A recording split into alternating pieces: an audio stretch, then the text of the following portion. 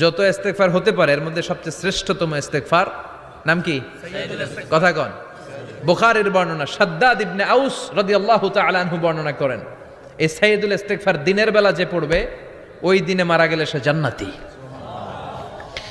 এই সাইয়্যিদুল ইস্তেগফার রাতের বেলা যে পড়বে ওই রাতে যদি ইন্তেকাল হয় ওই লোকটা জান্নাতি। আল্লাহুম্মা আনতা রাব্বি লা ইলাহা ইল্লা আনতা খালাকতানি ওয়া আনা আবদুক ওয়া আনা আলা আহদিকা ওয়া ওয়া'দিকা মাস্তাতা'তু আউযু বিকা মিন শাররি মা সানা'তু আবুউ লাকা বিনি'মাতিকা আলাইয়া ওয়া আবুউ লাকা বিযামবি ফাগফিরলি ফাইন্নাহু লা ইয়াগফিরুয যুনুবা ইল্লা আনতা। সুবহানাল্লাহ পড়েন। সুবহানাল্লাহ। আজকে রাতে পড়ছেন, মারা গেলে জান্নাতি। চিল্লায় পড়েন না আল্লাহু আকবার। এজন্য বিশ্বনবী বলেন, আমার আগের গুনাহ মাফ, পরের গুনাহ মাফ, তারপরেও প্রতিদিন আমি 70 বার তওবা ইস্তেগফার পড়ি।